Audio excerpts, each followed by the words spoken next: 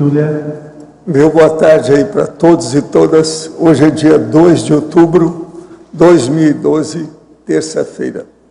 O verbete é de número 2435. Ele tem 7 páginas, 51 elogios e 18 máximos. Eu chamo a atenção que a divisão do detalhinho tem 11 máximos. O tema é autismo consciencial. A especialidade é parapatologia. Quem redigiu o verbete com muita técnica é o nosso professor Cristóvão, que está aí muito bem assessorado hoje. Definição.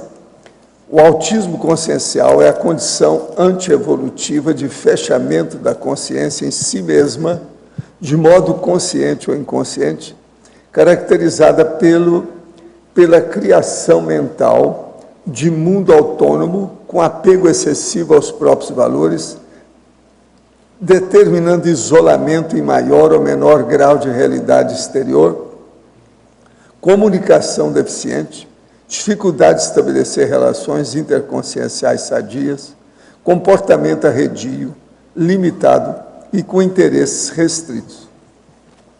A carência da ortopensenidade, a ausência dos convívio-pensenes, a ausência da convívio-pensenidade, a falta dos evolúcio-pensenes, a falta da evolúcio-pensenidade, o monopólio da autopensenização egocentrada, a intoxicação pensênica, a atitude pensênica anti-recim, a inacessibilidade, o hermetismo, o fechamento em copas, o monopólio da introjeção, a fraqueza presencial, o autocentrismo, a preocupação excessiva consigo mesmo. Eu quero lembrar que eu li apenas 3 linhas aqui, tem mais de 20. A ausência da autovivência do estado vibracional profilático, o autoencapsulamento energético patológico, a anulação energética, a falta da sinalética energética parapsíquica pessoal, a escagem humana inconsciente, a inconsciência multidimensional, a inacessibilidade aos amparadores extrafísicos. Agora, nós temos na argumentologia aqui o tópico sobre espectro. Com o autismo consciencial, a presença de diversos níveis de manifestação no âmbito da tríade de deficiências das áreas sociais de comunicação de comportamento, podendo ser dividido por hipótese em 3 graus, que é aqui feito: leve, moderado e grave. Agora, na taxologia, 14 tipos ou aspectos do autismo consciencial, ao fim de explicitar a abrangência do conceito e os aspectos de fechadismo, restrição da interação, da convivência e da comunicação, característico desta condição. Também tem o tópico dos mecanismos, com 8 categorias de autofechamento consciencial, caracterizando hipóteses sobre o mecanismo básico do autismo, assentado no egoísmo, demonstrando a complexidade e a variabilidade de experiências associadas para etiologia, além de diversas possibilidades de combinações, fatores predisponentes e fatores desencadeantes. Na remissologia de 15 itens, nós destacamos convivência humana, hibernação cultural, inconvivialidade, intersubjetividade e reclusão voluntária. Frase enfática: o autismo consciencial significa egoísmo ainda acentuado, autointoxicante e limitador das vivências pessoais, impedindo possibilidade de interações evolutivas com outras consciências. Você identifica algum comportamento autístico nas manifestações conscienciais? Em qual área? Eu chamo a atenção que a bibliografia específica tem 9 fontes bibliográficas. Agora, a mega análise aí, com o João Paulo, são 20 itens. Autointoxicação, alienação, socialização, reclusão e autocentrismo. Isolacionismo, fechadismo, autoencapsulamento, ensimesmamento, escondimento. Autodefensividade, inacessibilidade, inadaptabilidade, avestruzismo e bloqueio. Autocracia, consciencioterapia, egomania, parapatologia e conviviologia. Agora, o verbete hoje do dicionário é para-encontrologia, o argumento é auto-multidimensiológico. Eu chamo a atenção para a pessoa ver aí a premissa, a argumentação, e também no fim aí, o complemento e também o adendo final, o adendo. Nós temos mais detalhes das coisas. Agora, questionamento para o nosso verbetólogo. Em pensenologia, primeira linha, o holopensene pessoal do fechadismo em si mesmo pode ser paragenético vindo de retrovidas na mesma condição?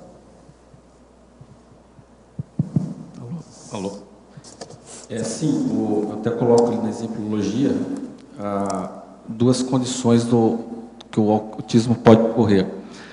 Uma é, hipoteticamente, a pessoa não tem nenhuma predisposição, ou mínima predisposição, e fatores genéticos, ambientais, ela desenvolve a condição do autismo, principalmente herdado de genes dos pais. Existem algumas hipóteses e teorias para isso. E a outra hipótese é justamente a pessoa que, ao longo de vidas, ela vai repetindo existências onde predomina a condição de fechadismo consciencial, de fechadismo autopensênico e de condições ou de traços ou de autismo mesmo, já bem caracterizado, caracteriza então essa condição paragenética, mais duradoura, de múltiplas vidas, onde o próprio temperamento já está bem instalado nessa condição do autismo. Então, aí respondendo a pergunta, então, realmente, em muitos casos, né, ou talvez a maioria, a condição da paragenética ela é bem estabelecida. Pensenologia, quinta linha. Como quebrar a casca do monopólio da autopensenização egocentrada?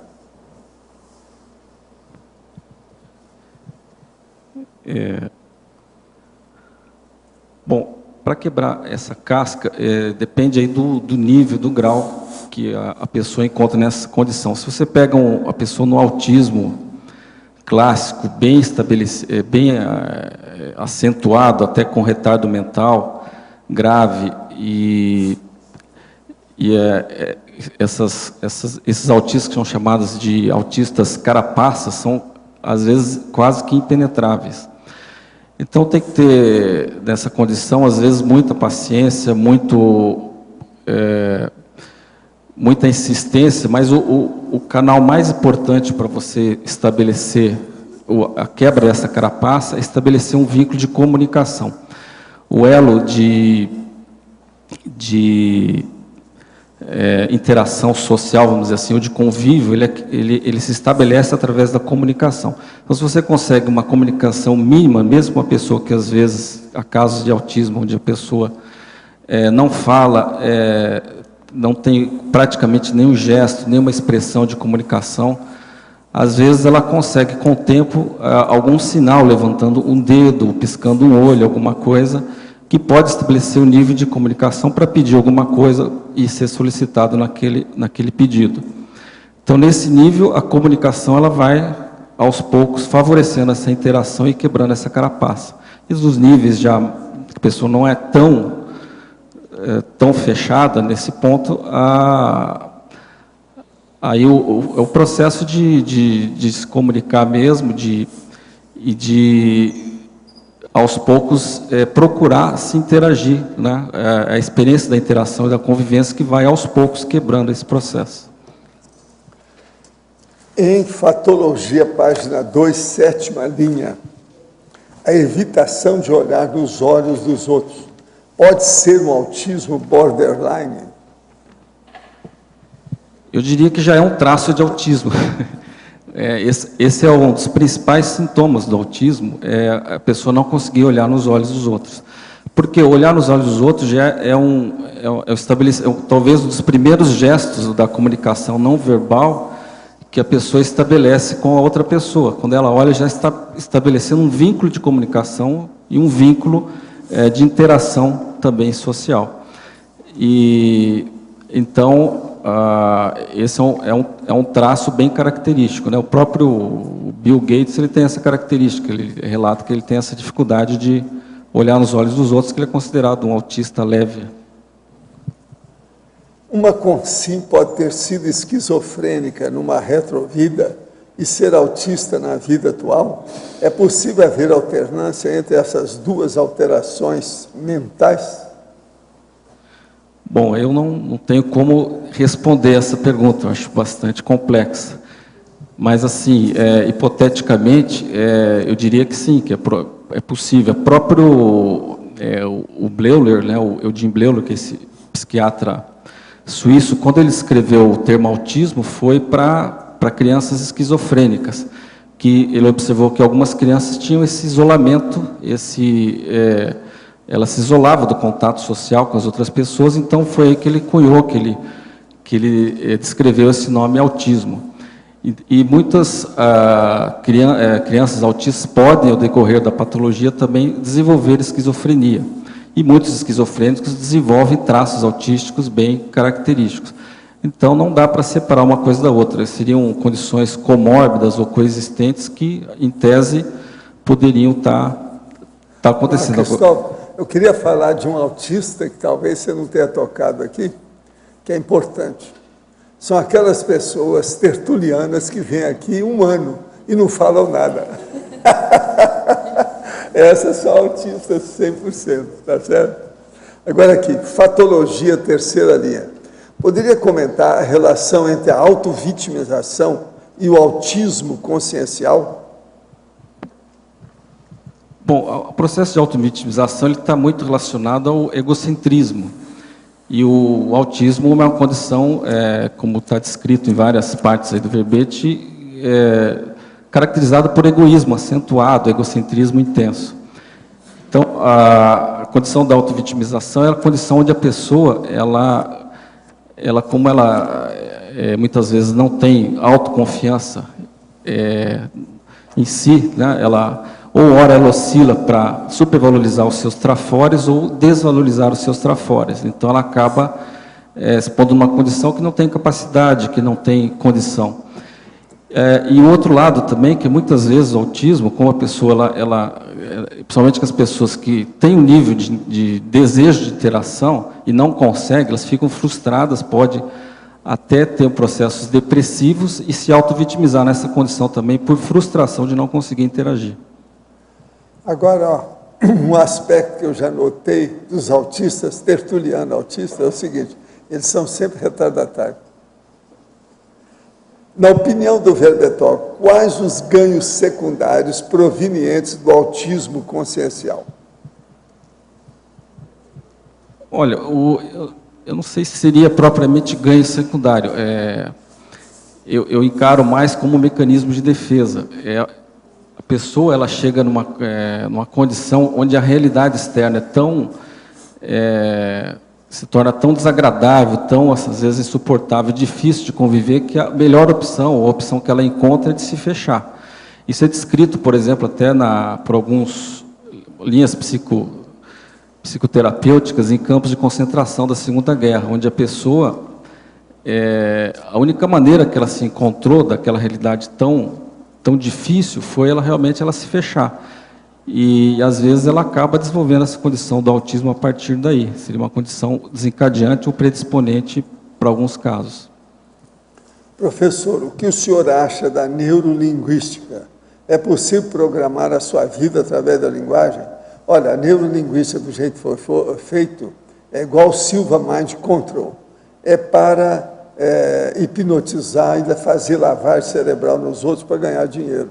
Eu não dou valor para isso, não. Até o momento eu não vi nada que fosse bom para a gente exaltar muito o processo, não. É sempre bom a gente estudar para saber o que se passa. Mas eu não recomendo, não, por causa do processo de lavagem cerebral. É coisa de americano para ganhar dinheiro.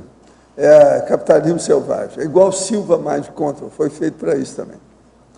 Professor, poderia comentar a última frase do Conclusion, do DAC? Não devemos racionalmente esquecer o fato de que o primeiro atributo evoluciólogo é, paradoxalmente, conhecer a si mesmo. Sim.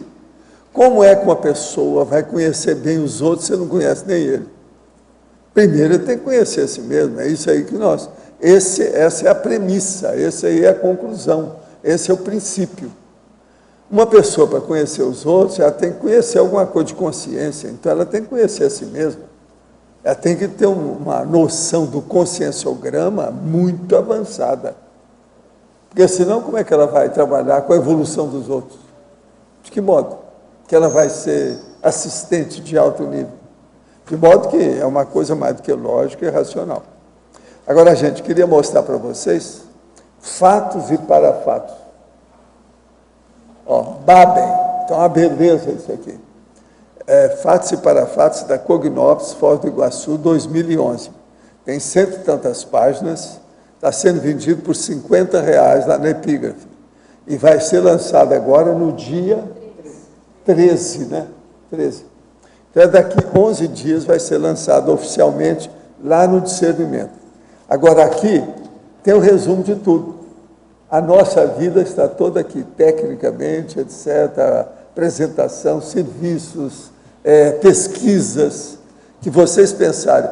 E outra coisa, tudo quanto é número, tudo quanto é totais, qualificações, etc., curso mais avançado, de 2011, quer dizer, do ano passado. Agora, eu já vi, estava falando com o Flávio, esse ano vai aumentar isso tudo aqui, o próximo ano. Mas está uma beleza, está muito bem feito isso aqui. E é bonito, bem feito, muito bom. Agora, outra coisa.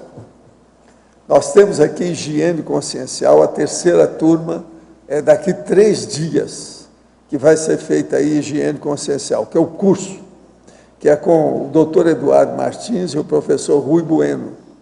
E o cronograma é forte, sexta, sábado e domingo. De modo que é bom vocês observarem bem isso aí e aproveitar a oportunidade do processo da higiene consciencial. Vale a pena. Se alguém quiser ver, é só pedir aqui, ó. Está aqui. Agora, outra coisa. Isso aqui é a revista Época que está nas bancas. Aí no fim de semana. A edição que foi colocada no fim de semana. Aqui tem uma reportagem que é Processo das Ideias para entender melhor a educação. Então tá, ensino bom é para todos. 5 cidades brasileiras que oferecem educação de qualidade em todas as escolas da rede pública. Como conseguiram isso? É da Camila Guimarães, que fez a reportagem. Uma das 5 cidades, vocês sabem que é Foz do Iguaçu, que venceu o processo, é a maior do Brasil, atualmente. Então, aqui eles mostram Foz do Iguaçu, tamanho da rede, avanço do IDEB das escolas, taxa de abandono, que é 0, a do Brasil é 1,7, a nossa aqui em Foz é 0. Isso não é o máximo? Agora, veja, está falando aqui da professora Leda Dalgin e a Maria Isabel Vieira, professora de Foz do Iguaçu, no Paraná. Mas depois eles escutaram aqui a secretária Joane Vilela, que essa aqui que é a tal, que nós ajudamos, tudo que a gente puder. O caso da Joane é muito amiga da Graça, e a Graça trabalhou nisso aqui, mais de ano, sabe? Na psicologia, porque é ajuda de psicologia também, né? Então está aqui. Com os resultados das avaliações, é possível enxergar que escolas apresentam um problema específico e criar, a partir daí, políticas sob medida. Essa é uma das principais estratégias para garantir equidade. Há 5 anos, Foz do Iguaçu tinha altas taxas de abandono e reprovação, infladas por determinado grupo de escolas, localizada em bairros próximos da margem do Rio Paraná e da Ponte Internacional da Amizade entre Foz e Cidade do Leste, no Paraguai. Essas escolas perdiam seus alunos para quadrilhas de contrabandistas, que aliciam famílias inteiras para fazer a passagem de mercadorias ilegais entre um país e outro. A partir daí, a secretária Joane Vilela, no cargo desde 2008, criou uma equipe formada por assistentes sociais e psicólogos que trabalham com as crianças e por aí vai. Eles mostram tudo, tem aí 2 páginas. Em 2005, o IDEB de Foz do Iguaçu foi de 4,2. A escola com maior nota tirou 5,3. Em 2011, Foz ficou com 7, e a escola com maior nota tirou 8,6. A melhor do país é daqui. Então, vocês ficam sabendo, viva a Foz, eu me sinto muito bem com isso, que eu ajudei essas coisas, porque eu coloquei muito fogo no prefeito, sobre o processo da educação, que ele fez os centros educacionais, e também a gente está ajudando a Joana desde que ela entrou lá com esse processo todo. E a Graça trabalhou ano inteiro lá. O negócio não é fácil. E outra coisa, até hoje a Graça ainda dá curso, a Joana chama, ela dá curso para as professoras, entende? Então, isso eu considero uma vitória nossa, é o máximo. Valeu a pena. Entende? Agora, veja bem, até essa revista é uma das 3 maiores revistas do Brasil, já está fazendo um negócio, já admitiu o problema, já não é jornal, é uma revista, negócio sério. A reportagem é grande, das 5 cidades. Viva a Foz, viva a educação, entendeu? O máximo. Gente, eu agora entrego, então, o nosso professor Cristóvão para vocês. O que é que vocês querem? O homem sabe tudo sobre o assunto. Ele é que sabe mais desse assunto por aqui afora.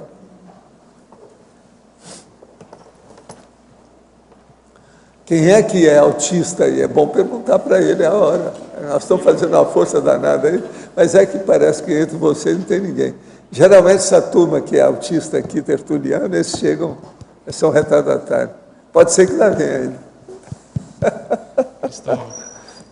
Na página 2, não sei se já foi comentado, a parafatologia, na 4ª linha de baixo para cima, você coloca os traumas emocionais multiexistenciais ainda atuantes na paragenética pessoal. Eu queria que você aprofundasse essa ideia. Inclusive, ontem eu recebi um e-mail de uma pessoa de Portugal querendo saber exatamente como é a visão da Conscienciologia sobre essas crianças, essas doenças que surgem muitas vezes desde a infância.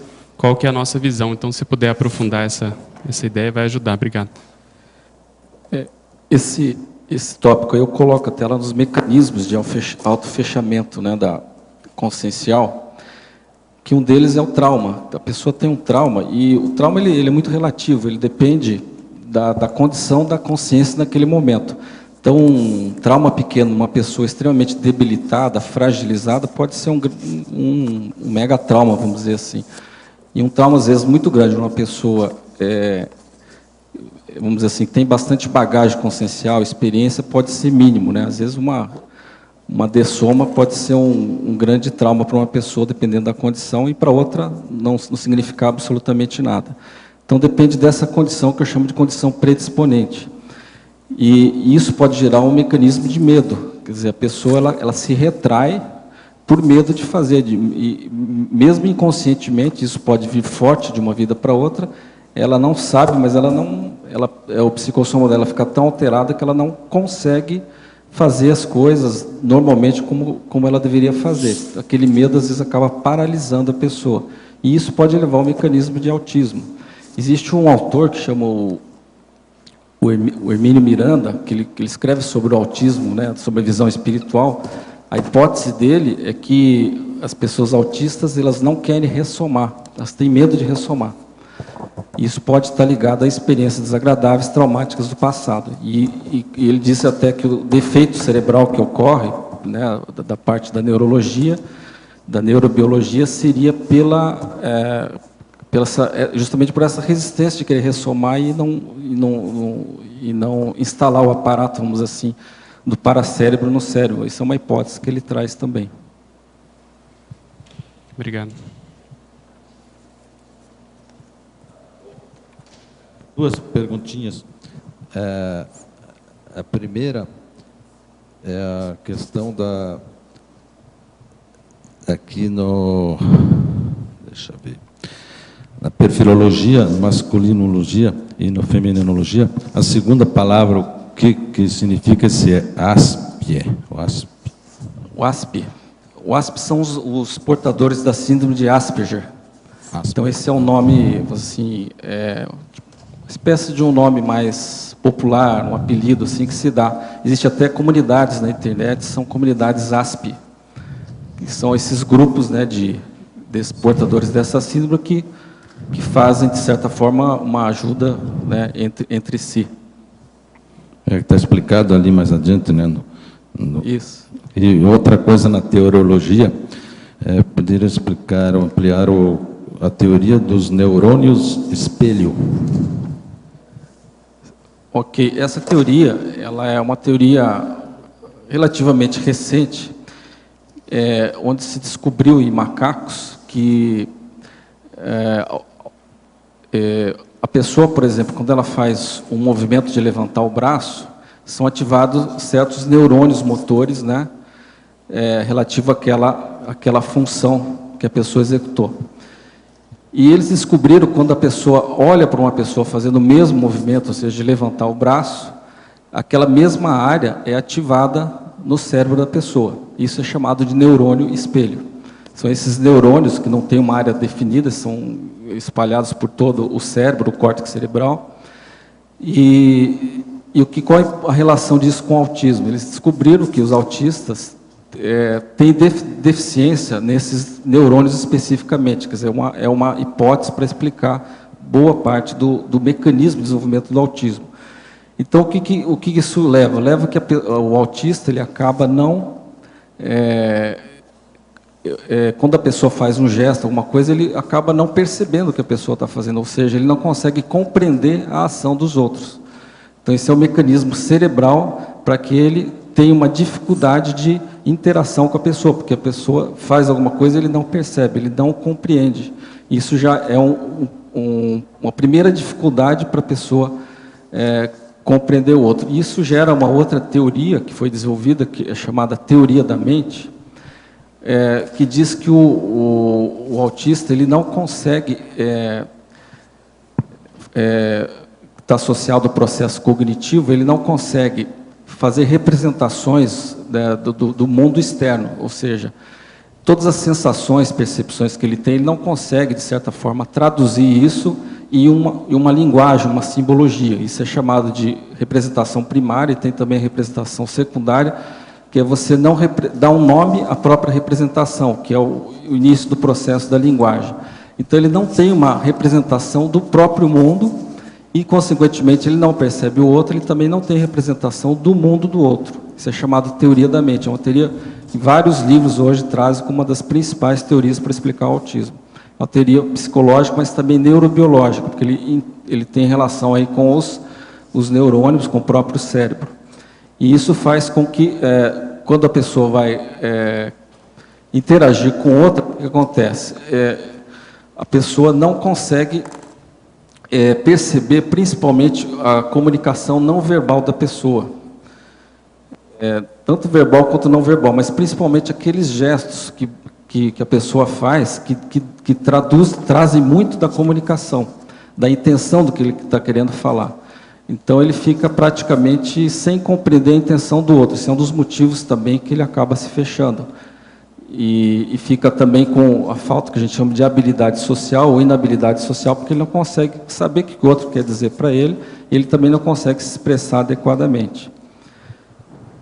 Oi. Aqui, por favor, aqui no B. Tudo bom? Obrigada. Na página 2, você traz aqui mais algumas teorias, né, em teoriologia. Eu queria que você aprofundasse a teoria cognitiva, a teoria afetiva e a teoria da coerência central. Ok. Boa parte eu já falei aqui, mas vou acrescentar mais alguns dados aí. A teoria cognitiva é essa exatamente que eu falei. A pessoa não consegue fazer uma representação de si e dos outros, né? Então, ele tem um processo cognitivo de significação, simbolização, até de criação da linguagem. Então, o que é a teoria afetiva? Ela é basicamente a mesma teoria cognitiva, só que a hipótese é de que esse processo cognitivo não é desenvolvido porque não há uma interação afetiva inicial. Ou seja, biologicamente, a criança, desde que nasce, ela não teria aquela permeabilidade afetiva para interagir com o seu cuidador, com sua mãe, seja quem estiver cuidando da criança. E esse bloqueio afetivo é que... porque a pessoa ela vai desenvolvendo gradativamente, através da interação. Então, ela emite uma voz, um som, um gesto, e aquilo tem um retorno, como se outra pessoa fosse um espelho para ela. E essa interação é que vai formando gradativamente, principalmente os primeiros 6 meses a interação ela é mais emocional, e depois isso vai se transformando em linguagem, em símbolos, até o ponto da pessoa falar e aquilo ter uma resposta do meio para ela. E então essa teoria explica até muitos casos da paragenética, onde a pessoa tem um forte bloqueio emocional, e aí seria mais paragenético do que propriamente genético, dessa condição dela não ter essa permeabilidade afetiva. E a da coerência central é bastante interessante, porque o autista, em geral, ele não consegue congregar todas as informações do meio de uma maneira coerente. Ou seja, o mundo para ele é como se fosse um mundo fragmentado. Ele olha só o detalhe. E um outro aspecto também é que a atenção do autista ela é mais demorada, em geral, que que a atenção de uma pessoa normal. Então, o que acontece? A criança está lá com a mãe. E a mãe fala, olha lá o cachorrinho, que bonitinho. Aí o autista está olhando para a boca da mãe. Então, ele fica focado na boca.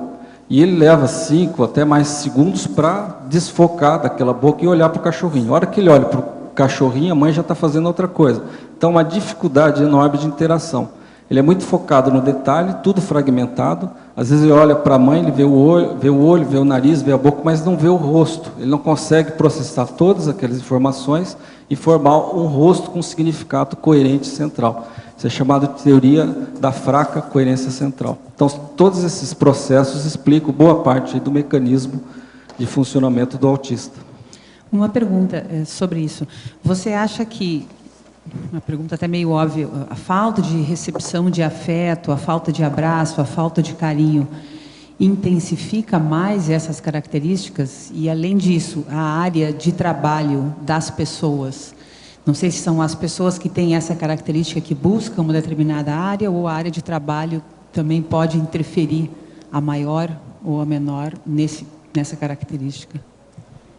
A questão do afeto, sem dúvida, ela influencia, mas não é propriamente a causa. O Leo Kanner, em 1943, quando ele descreveu o autismo, ele chamava autismo da relação afetiva, ele deu esse nome na época, e a hipótese dele é que as mães, principalmente as mães, eram chamadas de mães geladeiras, que eram mães frias, que não tinham afeto para os filhos. E isso caiu por terra. Isso caiu por terra logo em seguida. Ele fez até uma retratação posterior. Então, tem até um experimento que eles chamam do menino selvagem, que eles encontram o menino que ficou na floresta isolado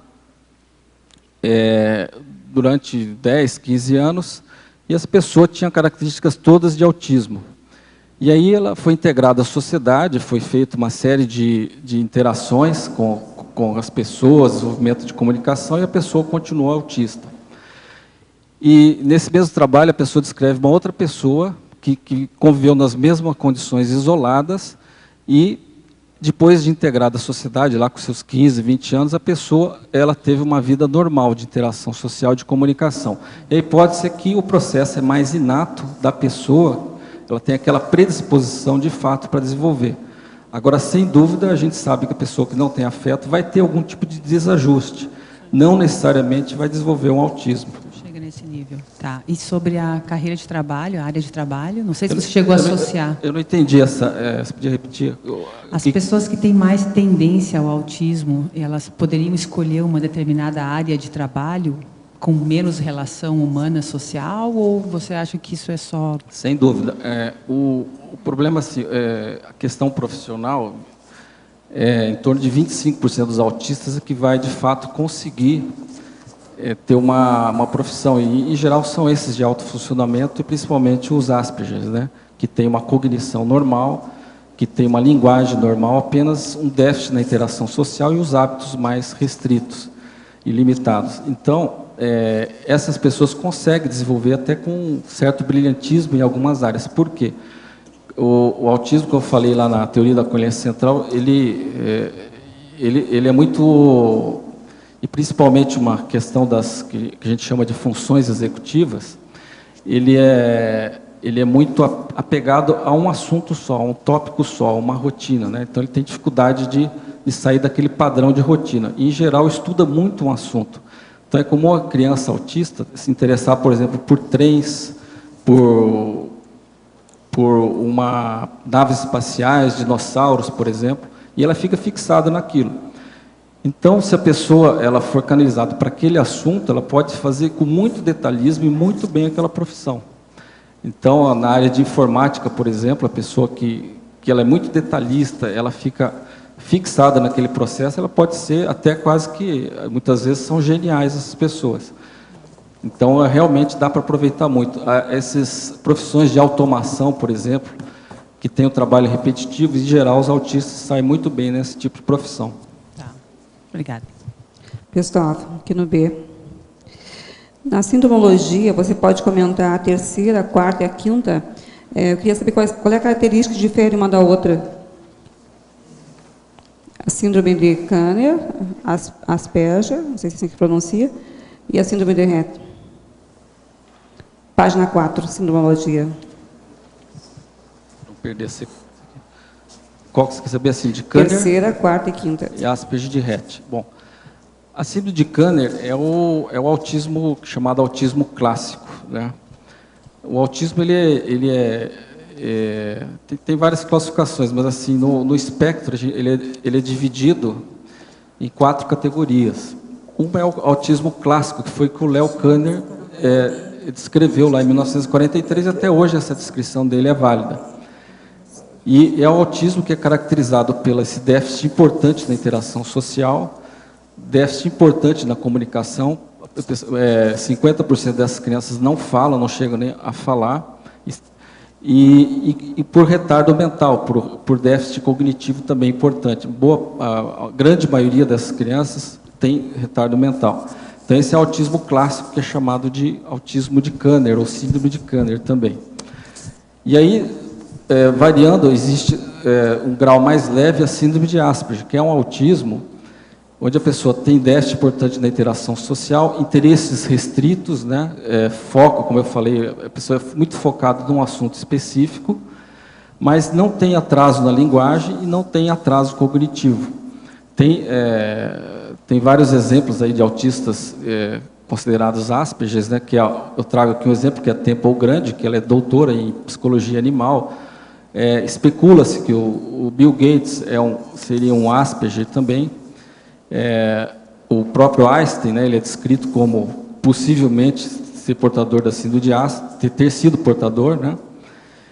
E aí, de um grau mais, existe outros graus também, autismo de alto funcionamento, onde a pessoa tem também a cognição normal, mas um pequeno atraso na linguagem. Já a síndrome de Rett, ela está descrita no DSM-4 como componente dos transtornos globais do desenvolvimento, onde fazem parte o autismo, o transtorno autista, o transtorno de Asperger, existem outros lá, os transtornos globais não especificados, o transtorno desintegrativo da infância e a síndrome de Rett. Qual que é a importância da síndrome de Rett? A síndrome de Rett vamos dizer assim, um autismo que tem uma causa genética. E ele tem um gene identificado, só dá em meninas, no cromossoma X, e a pessoa ela nasce aparentemente normal, a criança, a menina, depois ela vai desenvolvendo uma redução do perímetro cefálico, e aos poucos ela vai tendo problemas motores, de comunicação e de interação social. E pode ser que com o tempo ela melhore essa interação social até se normalize. Então, ela é uma síndrome, vamos dizer assim, monogênica que causa autismo, em até 15% a 20% dos casos. Mas 80% dessa síndrome não está relacionada ao autismo. É o que a gente chama de autismo sindrômico, são aqueles autismos relacionados a uma síndrome, a outra síndrome, que isso se dá em 20% a 30% dos casos. E 70% é o autismo idiopático, ou seja, não tem uma causa genética bem definida. Apenas especula-se que são multifatores genéticos ou poligenes que pode estar relacionados. Obrigada. Nós estamos hoje recebendo um grupo de gestores do PTI, que é o Parque Tecnológico Itaipu, que é uma das instituições mais sérias aqui de Foz, em matéria de assistência, inclusive técnica. Eu queria que vocês batessem umas palmadas para a turma, que essa turma ali.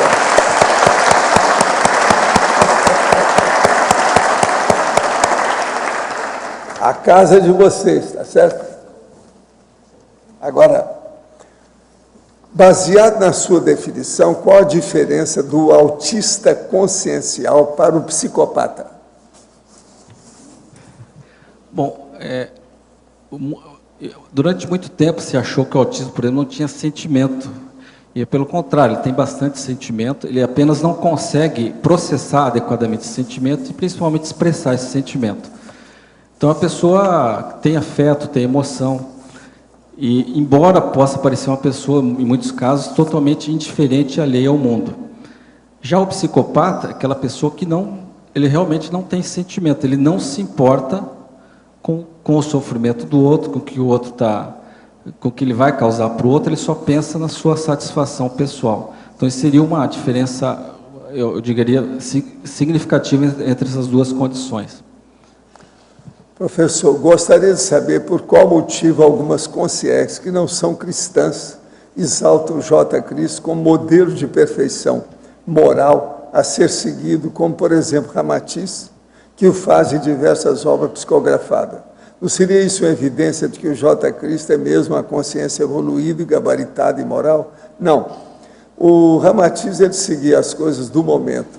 Tem um livro dele, por exemplo, que é cheio de tolices óbvias, que é o planeta Marte e os discos voadores, para você ter uma ideia. Por aí você vê que tem muita bobagem, você tem que dar desconto.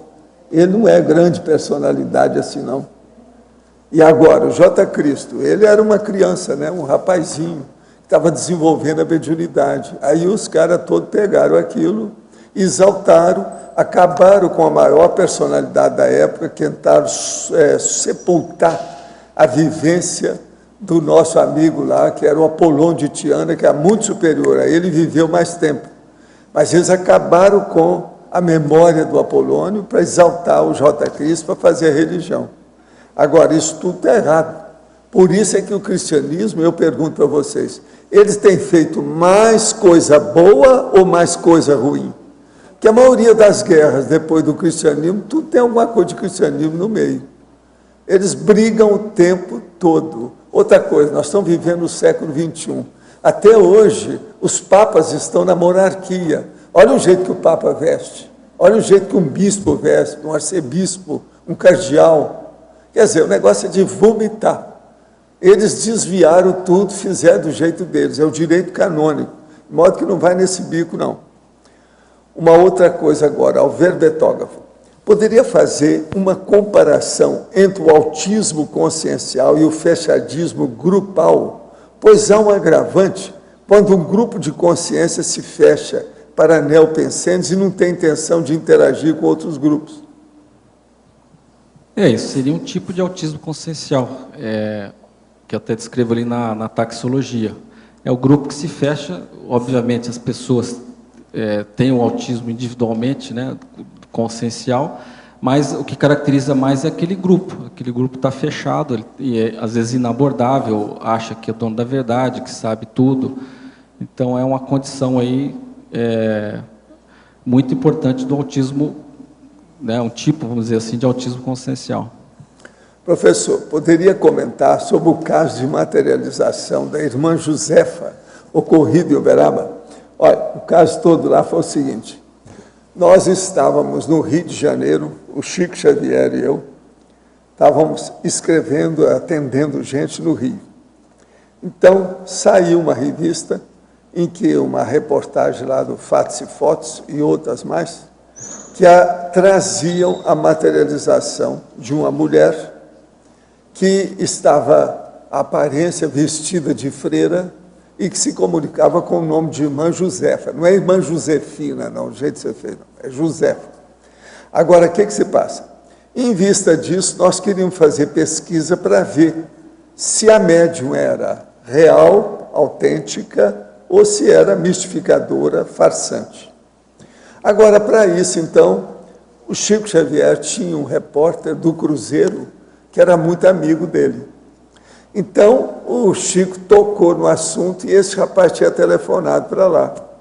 Aí o Chico, então, me pediu, Valdo, se fosse possível, vamos fazer uma experiência para ver se essa moça é autêntica ou não. Então, o que faz? Eu examinei, então, meu consultório, acertei uma opção de coisa, um local adequado para atender o povo lá, e arranjamos ar-condicionado, até importado, grande, por causa do calor, para ver se ajudava. E chamamos lá o repórter, que veio com mais 5. Então, eram, ao todo, 6 repórteres do Cruzeiro. Os repórteres chegaram e viram, alguns que tinham sensibilidade, viram que tinha energia no ambiente, mas ficou só nisso. Nós também examinamos que tinha alguma coisa. Mas eu pedi para eles, vocês arranjam infravermelho e vamos fazer fotografia dessa materialização e da médium, tudo junto, para ver o que dá. Agora, ali foi constatado que realmente havia mistificação por parte da mulher. Ela tinha interesse, aí nós fomos pesquisar a vida dela, com o marido, aquela coisa toda, com calma para ver, né, o alcance. E chegamos à conclusão que havia realmente interesse na história e que a dona era uma atriz em certas coisas. Mas veja, ela tinha efeito físico. Como um grande número de médicos que tem por aí, é assim. Ele faz força lá, se dedica, se predispõe, se apassiva, tem o fenômeno, mas quando ele pode também, ele mistifica, ele aumenta, ele faz uma farsa, ele quer aumentar aquilo para dar expressão para o fenômeno. Então, esses fenômenos todos são secundários. Quando nós vimos que o negócio daquele jeito, falamos assim, agora não dá para fazer mais, porque isso aí não interessa fazer, que essa aí não presta, vamos passar para outros médicos.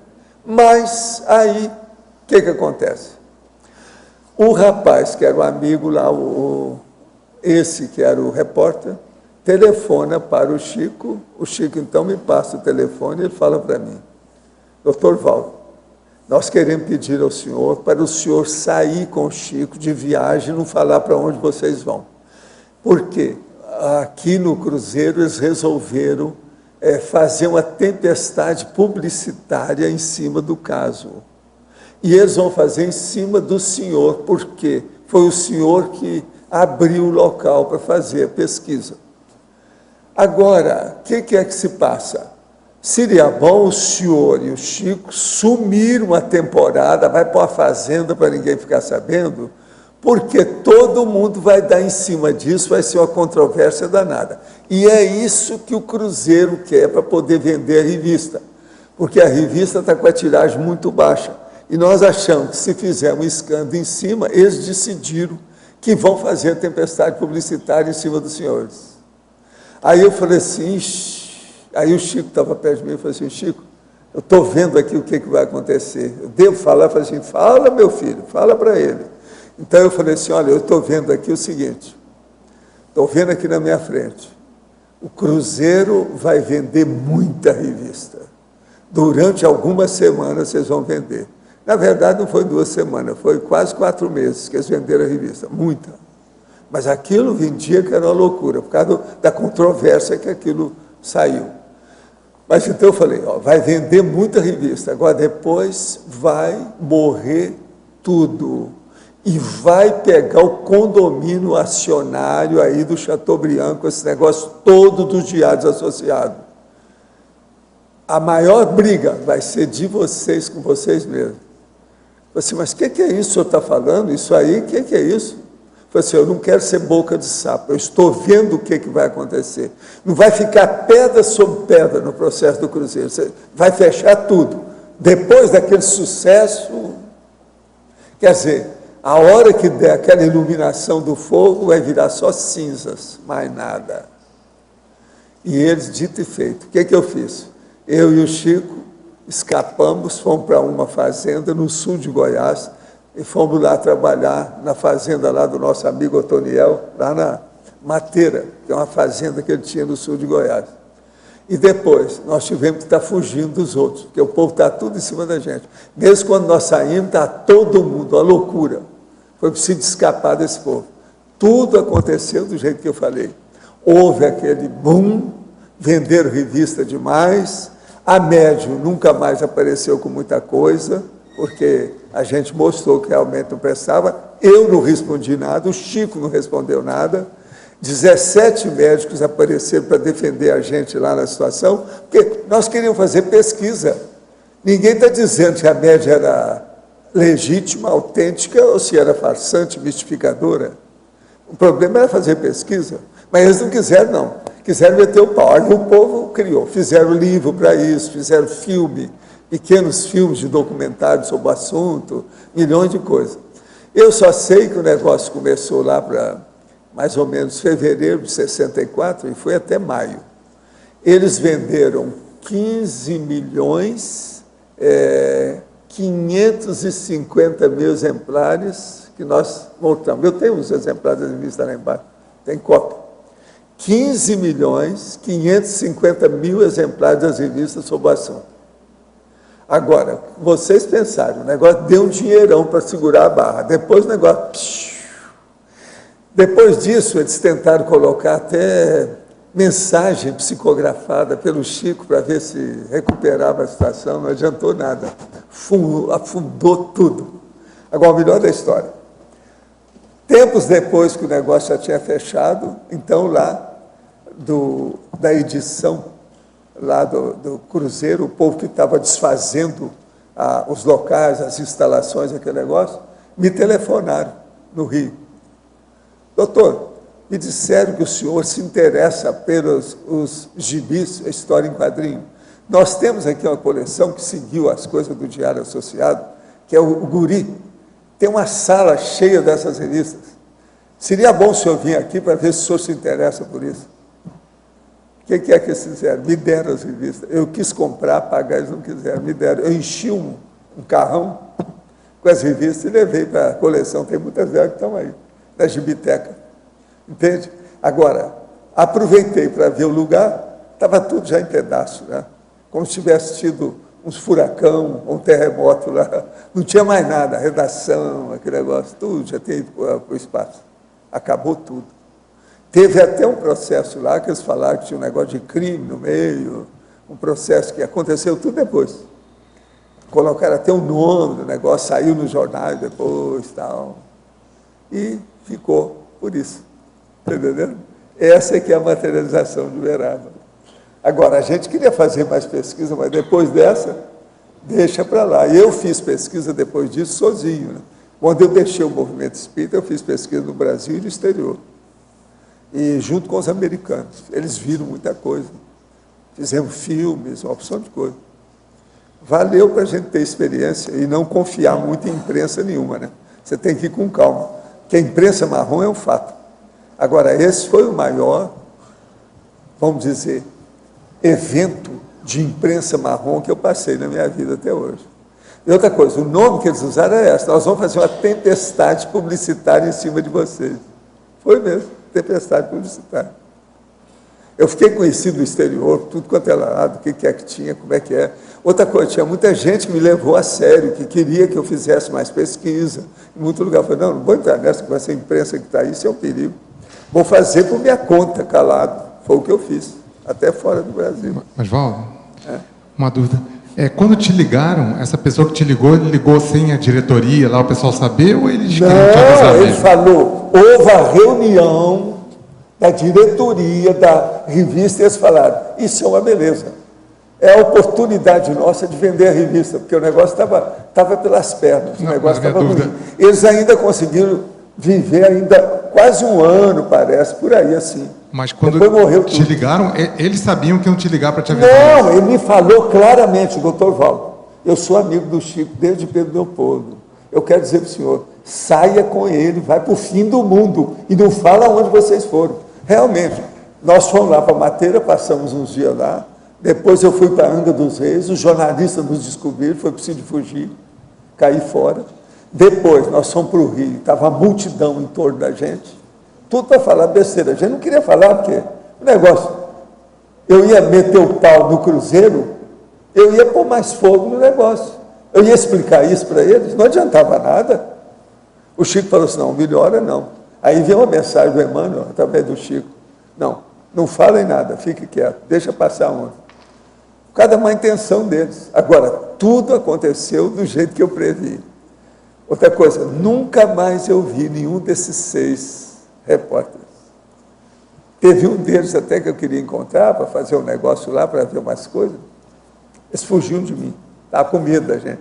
Agora, foi feito um negócio assim, totalmente desonesto, franco, desonestidade aberta, falando na cara sua. Vai embora, porque eles decidiram fazer isso. Você sabe, se a imprensa faz uma coisa dessa, a imprensa marrom, ainda mais uma revista dessa, ela que vendia mais. Agora, você pensa bem, eles bateram o recorde de venda durante algum tempo. Entende? Algumas semanas, foi alguns meses, algumas semanas, toda semana saía a revista. Agora, publicaram lá que não era fácil, era muita revista. E o meu cálculo é esse, eu tenho tudo isso anotado lá, o total. Foram 15.550.000 exemplares da revista que saiu falando do assunto. Pra você ter uma ideia. É muita coisa. No Brasil, bateu o recorde, tudo que tinha. Agora, tudo o quê? Sujeira, né? Imprensa marrom, terrível. Professor, tenho um enteado de 15 anos que de um tempo para cá não quer mais saber de respeitar ninguém. Depois de várias conversas, brigas e tentativas, tivemos que mandá-lo para a casa do pai, que também não aguentou a convivência. Está totalmente descomprometido com o estudo e qualquer forma de trabalhar. Só pensa em bebidas e noitadas. Em casa nunca concordamos com isso, mas não conseguimos mais impedir que haja algum tipo de briga. Como temos uma filha pequena, preferimos que ele não morasse mais conosco, que é melhor fazer nesses casos, onde aparece que perdemos qualquer forma de acesso. Não, aí está errado. Se o cara tem só 15 anos, vocês têm que colocar advogado, psiquiatra e internar esse cara. Outra coisa, vocês têm responsabilidade, 15 anos não é para deixar a pessoa por conta dela. Olha bem, está errado isso aí, está totalmente errado. Esse rapaz já devia ter dado um sossega-leão nele e colocar ele internado numa instituição, até melhorar. 15 anos não se brinca. Paga aí um spa adequado para tratar dele durante uma temporada. Isso aí é droga. Precisa olhar o que é. Se é crack, se é cocaína direto, o que é o processo, qual que são as ligações dele, tem que cortar o problema das companhias, senão não vai melhorar. Agora, ó, se vocês têm responsabilidade sobre ele, está errado. 15 anos, não deve deixar o rapaz aí, a torta direita. É a hora de socorrê-lo, pensa bem. Em Parafatologia, página 2, penúltima linha, pode comentar a autoprescrição interassistencial pós-recim intermissiva? No caso específico aí isso pode servir para várias parapatologias ou condições, né? Mas no caso específico do autismo, é a pessoa que ela consegue perceber a condição que ela estava na intermissão, e ela geralmente pode estar aí relacionada ao curso intermissivo, ela mesma se autoprescrever o processo da interassistencialidade, como forma de sair de si mesmo, como forma de quebrar esse holopensene, esse processo até de temperamento que às vezes ela traz de múltiplas vidas. Gente, eu queria que vocês fizessem uma saudação com as palmas aqui, que hoje é dia dos 17 anos do Anjo Gabriel. O Anjo Gabriel é aquele cara que está lá, aquele que está de óculos, sabe? Aquele ali.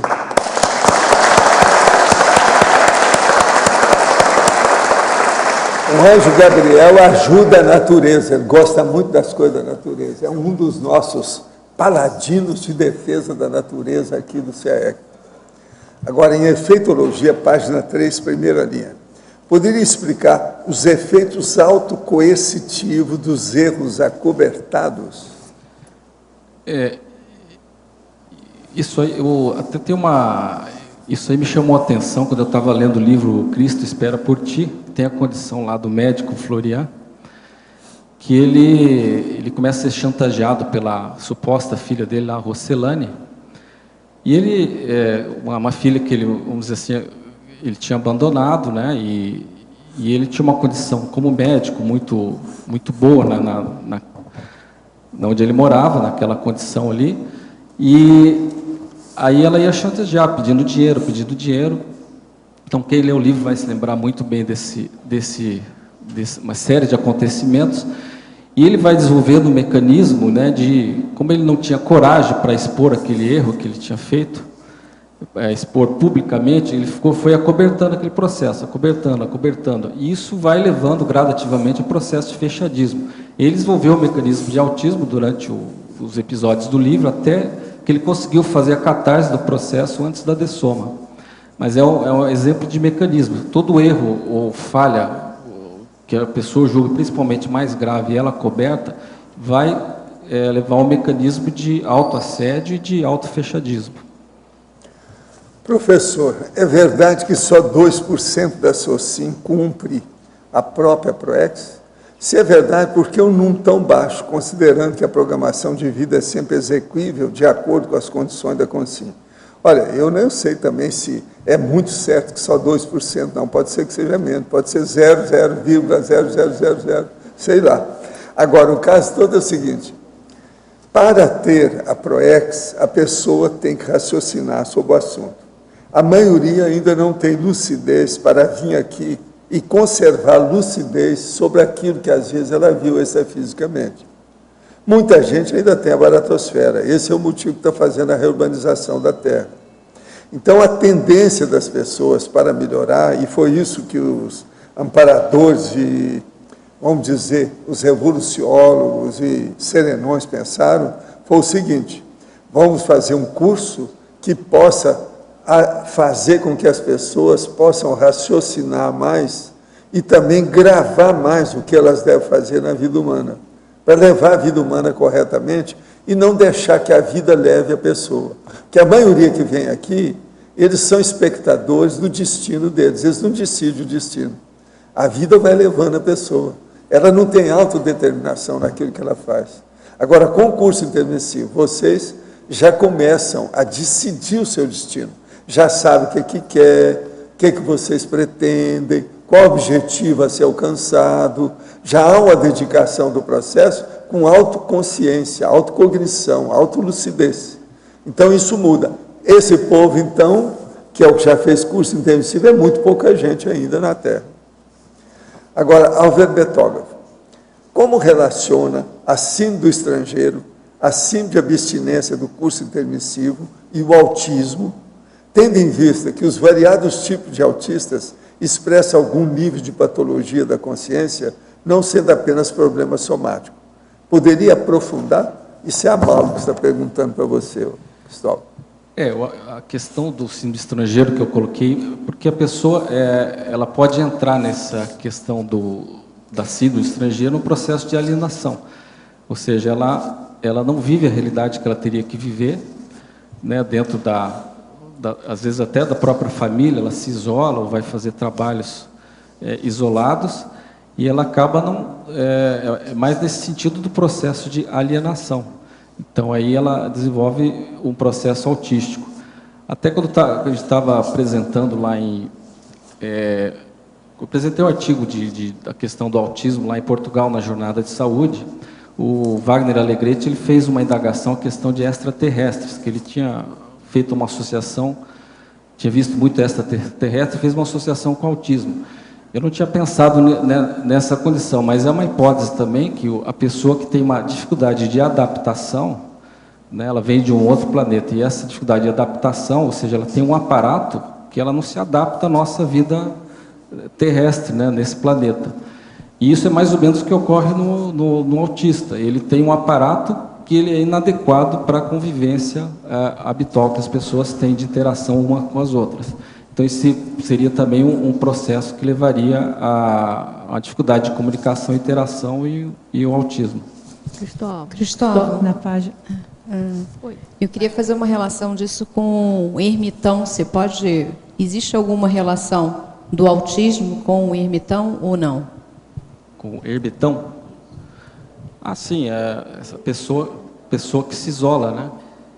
Se isola. Às vezes, aí porque a pessoa, por autopenitência, porque ela não gosta do convívio, ela acaba se isolando, né? E geralmente eu coloco aí como autismo humano, a pessoa que tem dificuldade de relacionamento com outras pessoas, então ela acaba se isolando. para não enfrentar aqueles relacionamentos difíceis, a pessoa acaba preferindo ficar sozinha, isolada. Então, o mecanismo dela, ela encontrou para não se incomodar com as coisas. Na interaciologia, na segunda interação, você coloca assim, ó, interação, emotividade excessiva e emotividade bloqueada. Você podia fazer o relacionamento disso com o autismo? Então, o processo, às vezes, do psicossoma, que a pessoa não tem o domínio, tem uma excessiva emotividade, às vezes aquilo se torna tão sofrido para a pessoa, o processo tão exacerbado que ela acaba bloqueando. Então, é uma maneira dela se fechar, seria vamos dizer assim, o autismo afetivo. Ela bloqueia a emocionalidade para ela não sentir aquilo. Então, ela não quer mais ter desconforto, emoções desagradáveis, ela não quer mais ter desilusão, ela não quer mais ter frustrações, então ela acaba bloqueando aquele processo emotivo, e principalmente com a interação com as pessoas. Ela se relaciona com as pessoas até um certo ponto, mas ela não vai a fundo, porque ela não quer ter uma decepção. Isso é muito comum, a pessoa que às vezes tem uma decepção amorosa e depois ela se fecha, ela não quer mais, ela não quer passar mais por aquele processo. Ela tem aquela emocionalidade, ela quer muito, ela tem a carência, mas ela bloqueia o processo. Até o ponto, às vezes, de ficar sem expressar emoções e até nem conseguir saber que tem emoção. Tá, aí seria as duas polaridades, então, estão ligadas com o autismo, na verdade. Exatamente. As duas polaridades. Exatamente. Agora, na página 1, na fatologia, terceira linha, você coloca assim, ó, a hipersensibilidade. Você pode expandir isso para mim? Relacionando com o autismo? Ok. Aqui tem duas condições. Que tipo de hipersensibilidade é essa que você está falando aqui? Então, aqui a gente pode fazer várias conotações. Se a gente pegar vamos dizer, o autista clássico, ele tem uma série de deficiências na questão da percepção e dos próprios sentidos, né, somáticos, né, da percepção e das sensações. Então, os autistas ele têm, em geral, hipersensibilidade auditiva. Então, alguns barulhos muito elevados, para ele se torna ensurdecedor, ele tem que pôr a mão no ouvido, sair correndo, às vezes sair gritando. Tem também uma hipersensibilidade, às vezes tátil. A própria Temple Grande, no livro dela, no filme também, ela descreve que ela tinha uma tia gorda, obesa, que ela achava insuportável o abraço daquela tia, ela não conseguia, ela achava a coisa mais horrível do mundo. Mas ela tinha necessidade de abraço, ninguém conseguia abraçar, nem a própria mãe, que tinha muito carinho, muito afeto com ela, mas ela tinha essa carência, tanto que ela desenvolveu a famosa máquina do abraço, que ela inicialmente testou isso num brete de gado, né?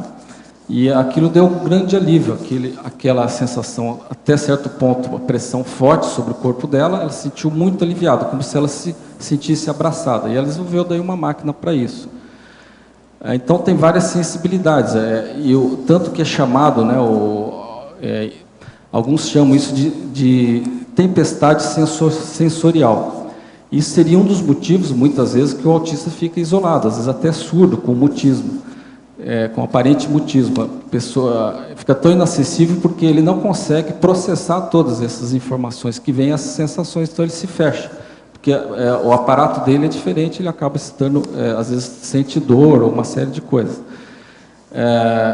Por outro lado, ele tem uma insensibilidade à dor, às vezes o autista ele se automutila, ele pode às vezes arrancar ferida, né, casca de ferida, ele não sente dor aparentemente, hipersensibilidade à temperatura, insensibilidade também à temperatura, então tem todo esse processo aí alterado.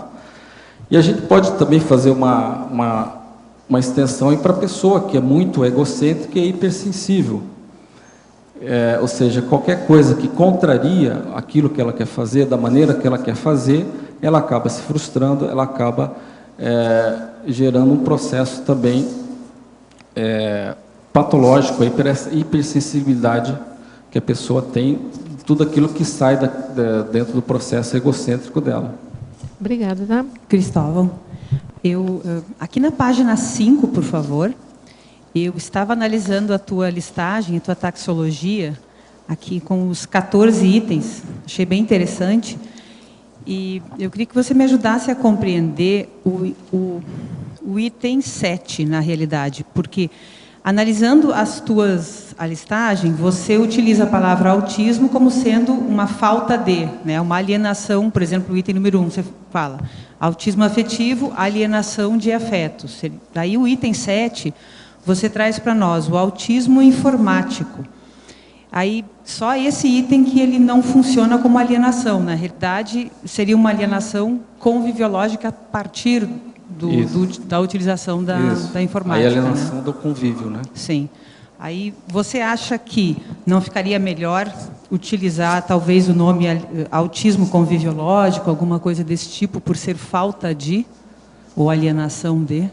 Já que nos outros você... Pelo que eu vejo aqui, eu acho que todos eles você utilizou. Na verdade, o processo todo é relacionado à convivência e comunicação. Todos eles se encaixam no mesmo padrão aqui de classificação. Só que cada um tem um aspecto, vamos dizer assim, diferente, característico. Lá é o afetivo, tem o bloqueio da afetividade, mas o processo é que bloqueia a convivência, a comunicação com outras pessoas. Então, é no sentido da comunicação e da convivência que a classificação toda se encaixa. No sentido de... Ok. Aí uma sugestão, não sei o que você acha para falar, não sei se o autismo intraconsciencial, que seria um distanciamento da autopesquisa, um distanciamento da intraconsciencialidade, não sei se isso estaria coberto no item 1 ou seria um 15º, aí, só para sugerir essa possibilidade. Autismo intraconsciencial, como se fosse uma falta de autopesquisa, né? Uma autopesquisa muito incipiente. Okay. Você falou também do brilhantismo de alguns autistas, ou algumas pessoas que têm tendência autista, né? Então, talvez o brilhantismo em uma área também até possa acontecer os extremos, né? O brilhantismo acadêmico e um autismo total intraconsciencial, autopesquisístico, né? Ok. Nesse sentido. E aí, mais uma perguntinha na página 2. Lá embaixo, tecnologia. E eu gostaria que você falasse um pouquinho da primeira técnica e da quinta técnica, técnica da evitação do elitismo. A primeira técnica da autoexposição gradual programada, né? Isso. O autista ele tem vários processos aí de disposição. Então, ele tem que se expor a outras pessoas para que ela possa se comunicar e interagir. E isso tem que ser um processo gradual, porque se você faz uma hiperestimulação, como tem essa hipersensibilidade, ele pode se fechar mais, ele pode se tornar um processo... Fica pior. Pior, pode piorar a condição. Então, isso tem que ser gradual. Primeiro, você dá instrumento para a pessoa conseguir fazer atividades sozinhas, básicas, depois ela faz isso com outra pessoa, depois ela vai fazendo em grupo. Okay.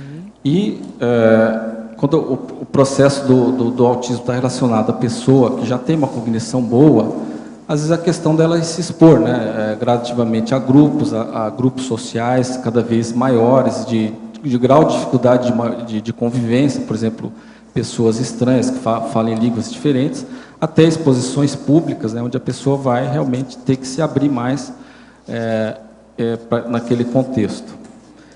E a evitação do elitismo é porque um tipo de autismo também é esse autismo relacionado à pessoa que é mais arrogante, ou seja, ela evita a convivência com aquelas pessoas que ela se julga inferiores a ela. Então, ela se acha melhor, ela se acha, faz parte de uma elite, de uma casta. Então, isso é um tipo de isolamento que ela acaba gerando, geralmente, em grupo. Então, ela tem que sair dessa condição do elitismo, compreender a condição, né, essa condição antievolutiva do elitismo, né, descer do pedestal, para que ela realmente possa conviver de uma maneira evolutiva, mais adequada. Tá. E aí, um link com a fobia social, com relação ao autismo. Então, a fobia social, a gente pode dizer que seria, vamos dizer assim, se for olhar o livro de psiquiatria, ele dá como diferente o autismo do processo da ansiedade social, da timidez, da fobia social. Mas, se a gente for analisar, vamos dizer assim, em termos de prática, ele dá diferente porque ele diz que a pessoa não tem um grande prejuízo na sua vida como um todo, mas a gente pode dizer que a fobia social traz realmente prejuízo. Mas se você for ver a definição, a pessoa acaba se isolando, ela acaba se fechando, evitando contato. Não dá para dizer que isso não é um tipo de autismo, né? A pessoa ela se isola socialmente porque ela tem medo, né, de se expor. E geralmente a timidez está relacionada mais ao processo de segurança, de medo, né, de a pessoa não querer, ela tem vergonha, não quer se expor ao ridículo, não quer se expor aos trafares, então tem esse processo. Mas eu, na minha concepção, eu enquadro isso dentro do processo de autismo. Ok, obrigada. E quanto à coisa, o autista, de modo geral, ele fala pouco ou quase não fala nada. Quer dizer que ele não usa muito o laringochakra. Você, além disso, quer dizer, se ele estacionou, ou se a pessoa estagnou o laringochakra, qual é o chakra que ele usa mais? Já pensou nisso? Tem uma ideia?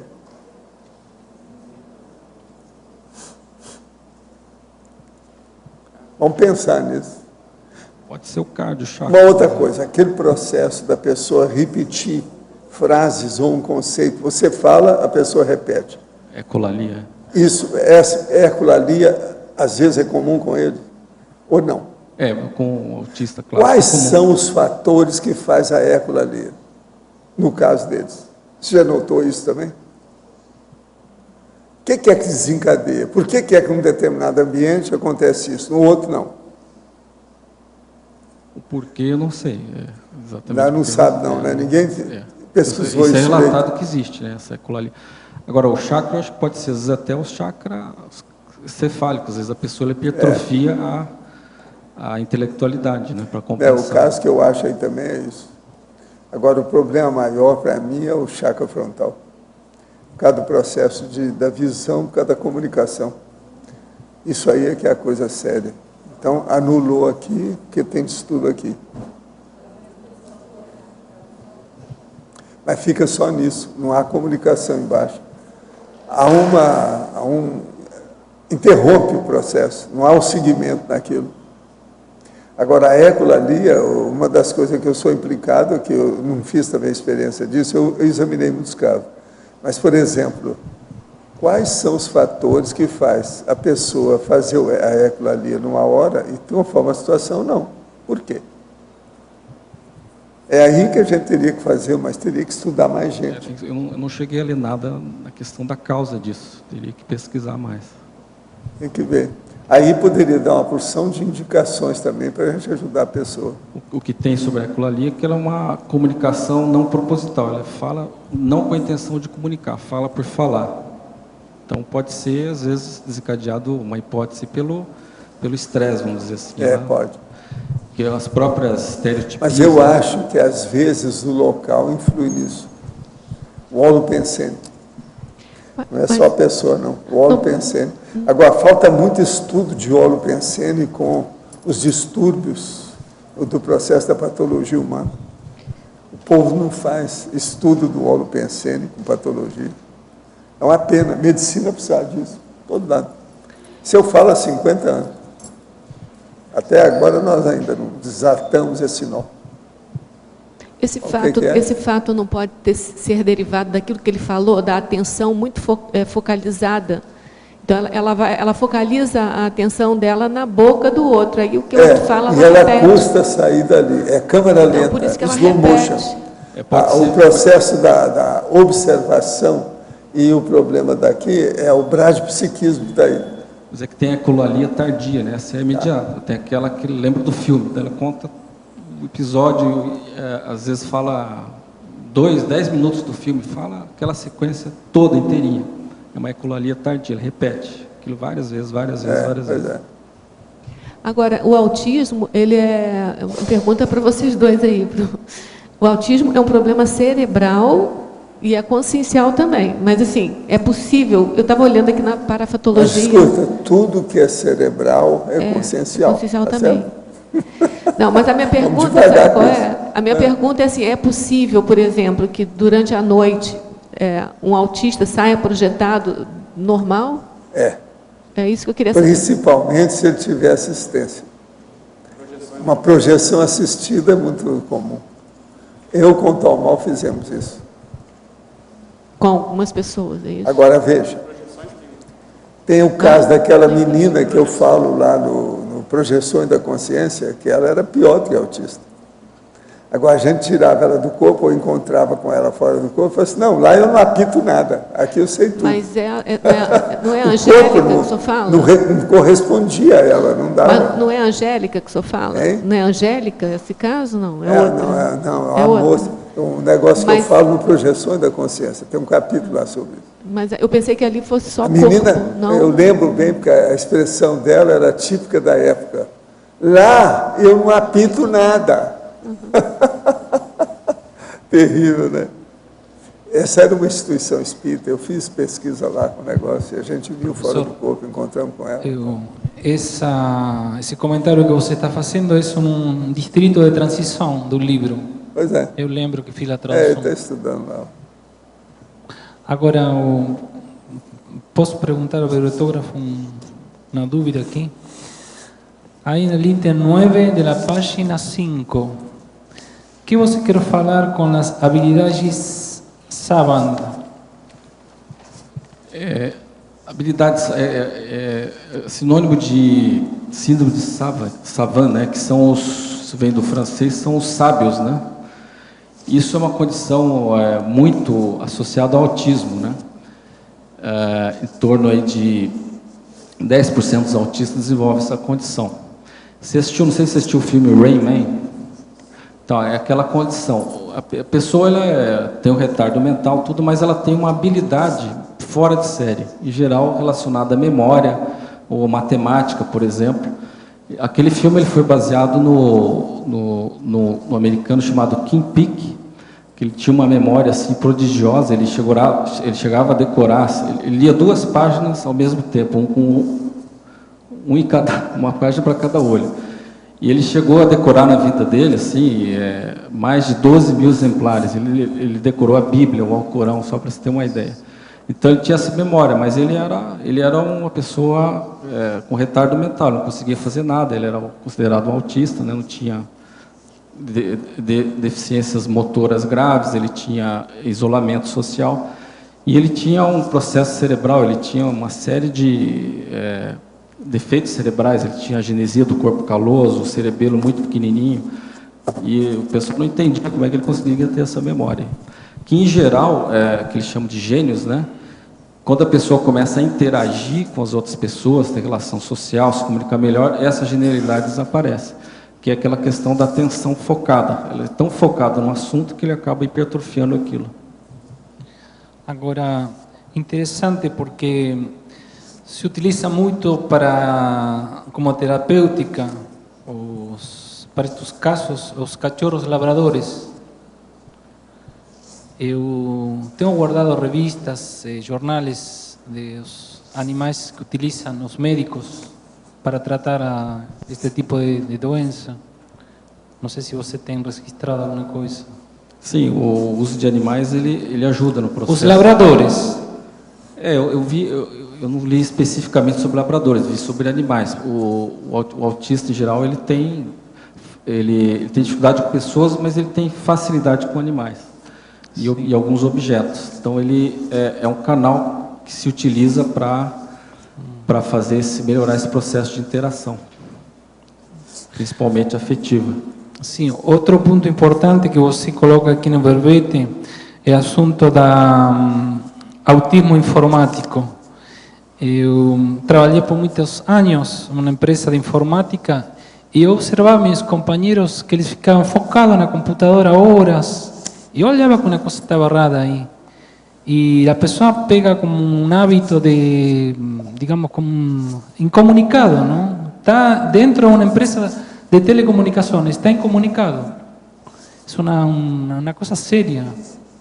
Que as empresas sabem essas coisas e eles, digamos, escondem, não? Hoje é um problema bem sério, né? Sim. Com a informática aí que está dominando, né, totalmente o processo todo. Sim. Obrigado. Cristóvão, Qual é, no caso, o autista, vamos supor, a pessoa que vai na OIC, que não é um autista que precisa de acompanhamento especial, assim, qual é a terapêutica para o autismo consciencial, assim, das pessoas, assim, se você percebe, se eu perceber em mim algum tipo de autismo com relação a alguma coisa, qual normalmente é a terapêutica que é indicado? Olha, isso vai variar da consciência para consciência. O que, por exemplo, na OIC se procura ver é a consciência. Então, você vai procurar fazer o máximo possível para acessar aquela consciência. Você não vai ver ela somente como um autista, né? Uma pessoa que está naquela condição de autismo, né, nessa vida intrafísica. E tentar acessar o máximo possível aquela consciência, através da comunicação, através da energia. E aí vai depender do nível cognitivo daquela consciência que está ali. Se é um nível mais comprometido, é mais difícil.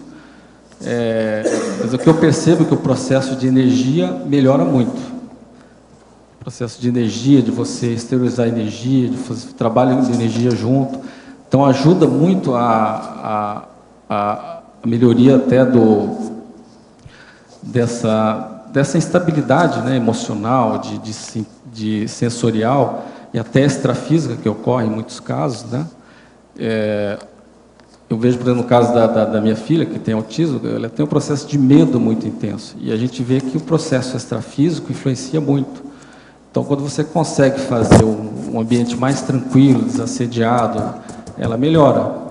E o processo de energia, nesse caso, ela acaba sendo muito importante. É o melhor canal, sim, no caso, que a gente vê. Mas isso em termos vamos assim, de conscienciologia, mas assim, todos os canais que se utilizam para comunicação, cognição, vão ajudar também dentro do processo. Tudo que é disponível em termos de educação, de medicina, ajuda. Cristóvão, nesse mesmo item da terapeuticologia, na página 6, você fala sobre o abertismo omnilateral. Não sei se você já estudou, se você já fez alguma listagem das categorias de abertismo, alguma coisa assim, que tipos de abertismo que a pessoa poderia fazer uma autoprescrição para ela mesma? Não, eu não expandi esse processo aí, mas assim, o que eu coloquei aqui no sentido o processo é de se abrir. Se abrir, né? Quando a pessoa tem autoconsciência do problema dela, tem que se abrir para convivência, para comunicação, para interação, para qualquer processo, né, que ela consiga perceber. É assim que ela vai conseguir a expansão, né, porque vamos dizer assim, o autista é muito contraído, né, energeticamente contraído, às vezes até somaticamente contraído. Então ele tem que fazer esse movimento de expansão, de abrir, de perder o medo de interagir com tudo que ela possa interagir em termos de evolução. Foi nesse sentido, mas eu não fiz uma classificação disso, não. Ô, Cristóvão, por gentileza, muito obrigada pelo seu verbete. Eu penso que ele, de qualquer maneira, é um autoestudo para cada um de nós. E aí, quando você coloca as duas questões na questionologia, eu gostaria que você pudesse indicar qual é a condição, porque eu penso assim, cada um aí é meio autista, né? Eu me incluo aí como uma autista em algum setor, em alguma área, né? Qual seria a condição para a gente colocar um limite entre sou ou não sou autista, consciencialmente falando? E eu penso também que, seguindo aí o que a Sandra está colocando, acabou de dizer, quando você indica 10 itens na antonimiologia, eles são parâmetros, sim, para esse abertismo, você não acha? Sim, pode ser sim. Uhum. E qual seria essa condição limite? Olha, boa pergunta. Eu não sei se eu vou poder te responder isso. Mas, assim, eu vejo que um dos aspectos é a pessoa realmente não ter mais medo. Medo. Quando ela consegue interagir com as pessoas, com o meio, de uma maneira tranquila, sem medo, sem se defender, sem ficar preocupado com o que vão estar pensando, ou preocupado com algum processo que ela tenha dificuldade. Então, eu acho que é mais nesse sentido,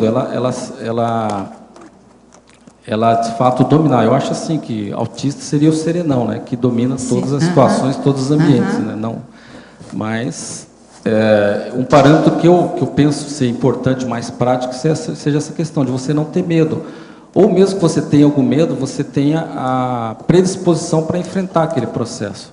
Você até tem algum medo, receio, você não sabe direito lidar com aquilo, mas você... Uma insegurança. Você vai, exato. Porque o pior do processo autístico é você não fazer, é você ficar fechado naquela sua condição e não praticar a ação que você precisaria, não sair da condição, né? Obrigada, parabéns. Obrigado. Seria bom você falar dos livros que você trouxe. Você não tocou no assunto. Eu trouxe aqui 4 livros, um é da Temple Grande, né, Uma Menina Estranha, que é interessante porque a Temple Grande, ela mudou muito a história do autismo, porque o pessoal ficava lá elucubrando. Então, até no filme dela, ela tem uma passagem interessante que ela chega num congresso sobre autismo, e o pessoal falando, é isso, é aquilo, não sei o que, ele não fala por causa disso, por causa daquilo, ele se automutila. E ela chegou lá e falou, não é nada disso, o autismo sente isso. Então, ela descreveu o autismo, porque era uma autista clássica, assim, vamos dizer assim, com todos os sintomas do autismo, mas que tinha um processo cognitivo importante. Então, ela melhorou muito o processo de entendimento do autismo. Então, ela foi muito assistencial com o exemplo dela. Esse livro aqui é bastante interessante, que é a abordagem neurobiológica. Então, ele traz tudo que, até a data do livro aqui, que se pesquisou em termos de neurobiologia, né? Hipóteses para explicar questão de neurotransmissores, o que acontece com o cérebro, o que os exames de imagem, né, de ressonância funcional apresentam, quais as características pós-morte. E o mais interessante do livro aqui o que eles mais dizem é a dificuldade de você fazer pesquisa nessa área, que os trabalhos hoje ainda estão muito engateando, porque você não consegue grupos iguais de estudo, o espectro é muito amplo para se estudar, e a metodologia é muito difícil, porque quando o autista se manifesta, ele já está com 3 anos de idade, em geral, quando se faz o diagnóstico. Então, aquele mecanismo inicial até os 3 anos, qual foi a fisiopatologia, eles não conseguem entender. Quando eles fazem estudo pós-morte, já está o processo instalado. Então, existe ainda muita dificuldade, mas a pesquisa do autismo tem sido assim incrementada nos últimos anos de uma maneira até impressionante. Esse aqui é de um professor lá da Escola Paulista de Medicina, que é o Francisco Assunção. Até a gente levou a nossa filha lá, ele foi o que fez o diagnóstico inicial. E ele traz uma abordagem, várias pesquisas, né, que ele pesquisa muito autismo lá na universidade, então ele traz várias pesquisas aqui. Então ele aprofunda principalmente esse processo psicológico, das teorias cognitivas, teoria afetiva. E esse aqui é um livro da Ana Beatriz, né? Tem outros livros aí famosos, né? Mentes Inquietas, e ela lançou esse ano. Agora, esse é um livro muito bom, porque ele sintetiza bem o assunto, uma linguagem simples, e dá para compreender bem o assunto. Então, é um livro fácil de ler, e ele dá uma síntese muito boa do assunto. Tem essa revista aqui também, Mente e Cérebro, só sobre autismo, que também é interessante. Ela aborda assuntos interessantes, principalmente do ponto de vista aí vários aspectos eles trazem, mas do ponto de vista aí da psicanálise, da questão afetiva também.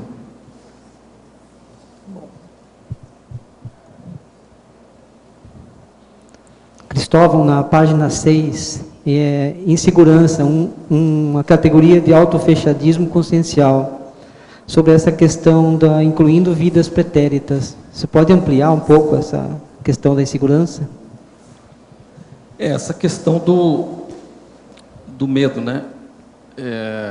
Aquilo que eu falei no início, geralmente relacionado a trauma. A pessoa tem um trauma, ela não tinha condição emocional para absorver aquele trauma, e aquilo fixa muito no psicossoma. Então, isso pode ser na mesma vida, por exemplo, esses estresse pós-traumáticos, às vezes aquilo fixa tanto que a pessoa acaba se fechando. E isso ela pode levar para outras vidas, né? Então, até que certo ponto, o medo da pessoa de se expor, de errar, não está relacionado a um trauma do passado, onde ela se expôs e cortaram a cabeça dela. Pode ser uma hipótese. O medo de ser julgado, até que ponto essa pessoa não passou um processo, por exemplo, de inquisição. Então, são traumas aí que levam a esse tipo de insegurança que estão muito impregnados do psicossoma. Aí também inclui a questão do medo de escuro, medo de elevador, medo de altura. Sim, pode estar incluído nesse aspecto também. Aí seriam, às vezes, outras fobias, outras patologias, mas poderia ter um mecanismo mais ou menos parecido. Mas que podem levar a essa situação aí, né? Exato. Cristóvão, aqui no A, na página 2, no finalzinho, o desprazer gerado nas inter-relações conscienciais. Como que você explica aí como é que você conseguiu essa ideia, esse conceito do desprazer? Não, isso é um conceito que vem do próprio autismo. O que acontece? O autista, a relação para ele é uma ameaça, porque tem tantos estímulos que ele não sabe como entender, interpretar e como proceder, que ele acaba se fechando. Então, é uma ameaça. E isso acaba sendo um desprazer, né? Aquilo gera um estresse negativo. Então, por isso que ele acaba se fechando. Esse é um principal mecanismo de fechamento do autista. Então, isso é verbalizado, né? Isso acontece? Ou é uma... Isso acontece, é um conceito seu? Não, isso acontece. Ou é um conceito teórico? É prático? Teático? Tá ok. Muito obrigada e parabéns pelo verbete. Obrigado. Mas pode ser também, pode estender esse processo também. Cristóvão, na página 2, por favor, em fatologia, lá embaixo, de baixo para cima, na 4ª linha, você traz para nós os transtornos globais do desenvolvimento do Manual Diagnóstico e Estatístico de Transtornos Mentais. De baixo para cima, na 4ª linha. Essa é a classificação psiquiátrica do autismo, né? Que tem no DSM-4 e na CID-10, que ele classifica, né, os transtornos globais. Na DSM-4 traz o primeiro, que seria o transtorno autista, que é esse autismo clássico, né, que a gente falou até no início, o autismo de Kanner, né, que tem todas essas características, interação social, deficitária, disfunção comunicativa, déficit cognitivo.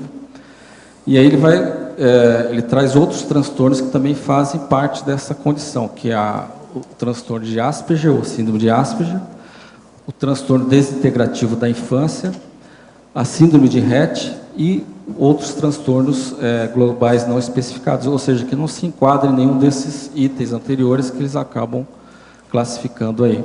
Então, é a classificação psiquiátrica do autismo. Tá. Não sei se a gente tem tempo ainda, professor Valdo, sobre o seu verbete, tem tudo a ver, né, com o tema de hoje, parencontrologia. O senhor trouxe aqui no primeiro parágrafo, na introdução, a consciência livre, né, e eu gostaria de perguntar a relação que o senhor estabeleceu da consciência livre com os parencontros. O senhor pode falar um pouquinho mais? A consciência livre com o quê? Com o seu tema, o parencontrologia. Sim. O problema todo é o seguinte, eu penso que uma das coisas mais sérias que pode ter é o encontro com uma consciência livre. Entende? Que é o que eu tentei expor isso aí no capítulo 60 lá do Projeções da Consciência. Projeções. É justamente isso. Isso aí é muito superior ao encontro com o serenão. Porque defasa tudo, é outro nível. Entende? Então, é uma coisa para se pensar, né? Agora, o primeiro encontro mais sério mesmo é com o evoluciólogo, né? Para a gente prestar conta. Eu estava assistindo o seu vídeo sobre o curso que o senhor deu em 2006, ontem, sobre os evoluciólogos, e o senhor fala da importância da amizade. Né? Pois é. O quanto isso é sério. Amizade raríssima. Isso é uma coisa muito séria. Professor, relativo a lo que você escreve acá sobre la CL, hay impresiones de la conciencia, você tive paro encontro con a CL. ¿Aconteció posteriormente un evento similar com você? Um evento o quê? Um evento similar de encontrar uma CL? Não, eu nessa vida foi só isso que eu tive. Foi a única vez? Foi só uma. E eu considero que foi um dos grandes encontros que eu fiz. Se não for o maior, deve ter sido, né, o maior. De tudo que eu já tive. Foi maior do que o encontro que eu tive com você na Argentina a primeira vez. Um pouquinho maior. Tá bom, obrigado. Tá? Cristóvão, qual seria o maior aprendizado da família conviver com o autista? De vocês aí. Olha, isso aí, até eu quero fazer um verbete sobre isso, né, que é a questão da cuidadologia, né, familiar, parental. Mas é um grande aprendizado, porque o que a gente percebe até geneticamente que os pais dos autistas geralmente têm traços autísticos. E uma característica do nosso grupo são os traços autísticos do próprio grupo. Então, o primeiro impacto é você tratar... Mas vocês são mais introvertidos? Sim. Ah, são? Eu sempre fui mais introvertido. Você também? É. Ela é menos que eu, mas... É. Então, esses traços, a primeira coisa é você aprender a tratar com esses traços. Você vai se enxergar melhor quando você tem um espelho na sua frente.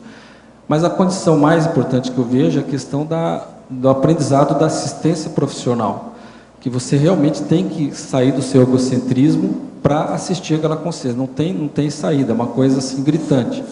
Então, esse processo de você sair e assistir profissionalmente, né, a assistência profissional, eu acho que é o maior ganho, né? E você acaba assistindo todo o grupo, né? Todo o grupo acaba, de alguma forma, superando aquela condição.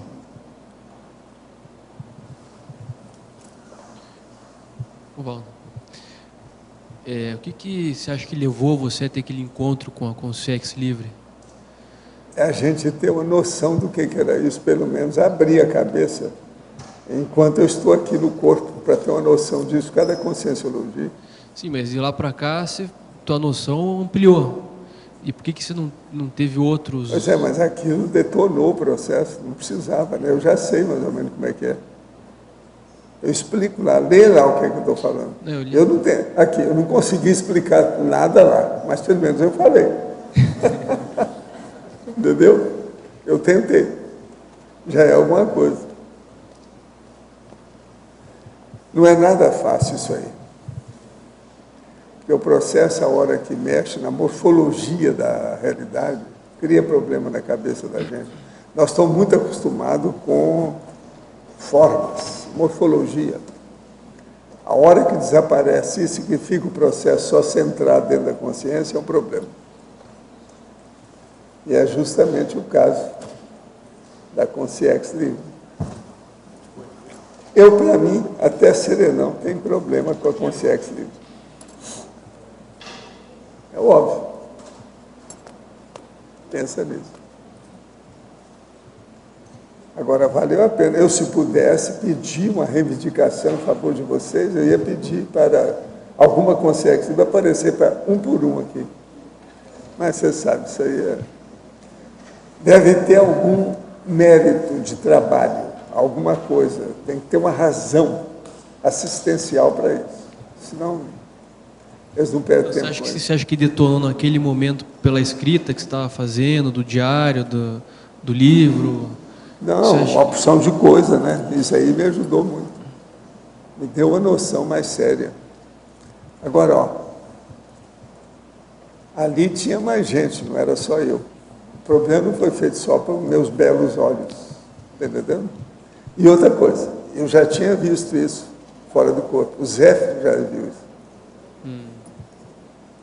Então, o problema meu era mais de retenção, de memória, entendeu? Um processo de holomnemônica. E me ajudou muito. Me deu uma O senhor ideia lembra do encontros do Zéfiro com... Não, eu sei que teve. Eu já sabia. Agora, na vida humana, eu não lembro de nenhuma vida humana que eu tivesse tido. Acho que aí é que foi a novidade nessa vida, foi isso. Na condição de vida respiratória, eu nunca tinha visto. Então, sempre ajuda, você tira uma série de deduções, né? Elucubrações, você pensa, raciocina, compara, faz cotejos, isso aí então importa, é muito sério. Valdo, Juderley Colares aqui em cima. O senhor comenta muito a respeito do encontro da Consciência Livre. E o encontro que o senhor teve com o cosmólogo, que cotejo que o senhor poderia fazer? Não, o processo todo é o seguinte, a Consciência Livre, ela vem num nível que ultrapassa a serenologia. Então, fim de papo, o resto tudo ficou pequeno. Tá, e que cotejo o senhor fala? Pois é, o cotejo é de contato, é intercâmbio. É isso aqui que o professor aqui, ó, o Cristóvão está fazendo. Melhorar o contato, a gente destravar a língua, melhorar o problema da comunicação. E o que o senhor poderia... Olha o laringo chakra e tudo mais. Sair do brade para ir para o taquipsiquismo. Do taquipsiquismo você entra na taquirritmologia. Então, por exemplo, a taquirritmologia da Consciência Livre é um absurdo. Isso aí é só a Rosa para falar para você. Ela que deve saber. É que eu fiquei ponderando a respeito disso, que o senhor eu nunca vi o senhor comentar ou descrever alguma coisa, apesar que eu não tenho participado da minha tertúlia. Comentar o quê? Eu comento a respeito tudo. do cosmólogo. Eu falo, por exemplo, que o transmentor é o meu maior amigo. Você quer mais exemplo do que isso? Isso é que importa. É o próximo que eu quero atingir, a condição dele. E eu reconheço as minhas deficiências, a minha insignificância, as minhas bobagens, meus erros. Ah, de todos nós também, né? Hein? De todos nós também, né? Sei, mas agora o meu caso é que é uma vergonha, né? Eu com tanta experiência aí que ninguém nunca teve, só eu que tive, eu tinha que saber mais um pouco. Eu acho isso tudo vergonhoso. Algum momento você chegou a ponderar um nível de consciência além da consciência da Consciência Livre? Já, nós já falamos sobre chegou isso. A ponderar? Pensa bem se tem bilhões de Consciência Livre. O que é que não tem depois disso? A Consciência Livre começa um novo patamar evolutivo, um novo nível. Entende? Entendi. Eu já falei isso tudo, está tudo escrito, está tudo aí, tem na enciclopédia. Olha lá que você vai ver. Ok, obrigado. Tá? Agora, nós esperamos, então, Cristóvão, que você fique cada vez mais extrovertido, com mais, pelo menos, uns 100 verbetes, tá certo? Muito bom, seu verbete. Você é um especialista no assunto. Entra nessa. Outra coisa, é bom a gente falar aí para os teletertulianos, esse homem aí é um grande médico, tá? Lembra disso, ele conhece tudo sobre medicina. Isso aqui é o sério da história. Ele não falou nada, é bom a gente falar, né? Mais verbetes, tá? Você ficou devendo, ok? Os nossos comerciais, por favor. As pontuações da tertúlia de hoje foram 70 assinaturas no livro de presença, 24 perguntas presenciais e 17 perguntas respondidas online. Hoje temos 4 recados. Álvares, terceira semana da reeducação. Eduardo, SP2, Buenos Aires. Fernanda, Fundamentos da Conviviologia. Elisa, curso Apolônio de Tiana. E antes, os amigos da Enciclopédia. Olá, pessoal. Nós, do programa Amigos da Enciclopédia, vamos sortear para aqueles amigos que renovarem a assinatura, fizeram adesão durante o mês de outubro, sortear o manual da verbetografia. Então vamos sortear 3 unidades. Você tem 3 oportunidades de ganhar. Então a gente convida novamente aqueles amigos aí nos últimos meses que estão com a assinatura vencida e aqueles que querem fazer adesão durante o mês de outubro concorrerão a esse manual da verbetografia. Obrigado. Gente, boa tarde a todos. Venho aqui em nome da Reaprendência para a gente fazer a divulgação da terceira semana de reeducação consciencial. A terceira semana vai começar agora na próxima segunda-feira, dia 8, e vai até o dia 14. Tá? Então nós teremos vários eventos, alguns lançamentos de atividades da Reaprendência. Então, uma delas vai ser a oficina de produção de atividades parapedagógicas. Então, no primeiro censo internacional de professores de Conscienciologia, 75%, mais de 400 professores, informaram ter interesse em ter ajuda para desenvolver cursos ou outras atividades instrucionais. Então, a Reaprendência, atendendo essa demanda, ela traz esse curso. Vai ser um curso de 12 horas aula, preço promocional de R$ 70. É um curso voltado para professores e professorandos, ou professores em treinamento da Conscienciologia, e vai ser de segunda a quinta-feira, agora na semana que vem, das 13 às 18 horas. Tá? Ele é um curso teórico-prático. Teremos também, durante a semana, o curso Autorreeducação para a Desperticidade, com o professor Rui Bueno. Vai ser na sexta-feira da semana que vem. E nos dias 13 e 14, sábado e domingo, nós teremos o primeiro simpósio de parapedagogia, onde nós vamos ter 2 conferências, 4 mesas de debates, com 13 apresentações de artigos. Tá? Então, gostaríamos de fazer o convite. Também teremos palestras gratuitas de segunda, quarta e quinta-feira da semana que vem. E quem desejar se inscrever nos cursos ou nos eventos, por favor, entrar em contato com a própria recepção da CAEC no 3525 2652, no meu telefone celular de Álvares, 9122 3030, ou através do e-mail contato@reaprendência.org.br. Obrigado.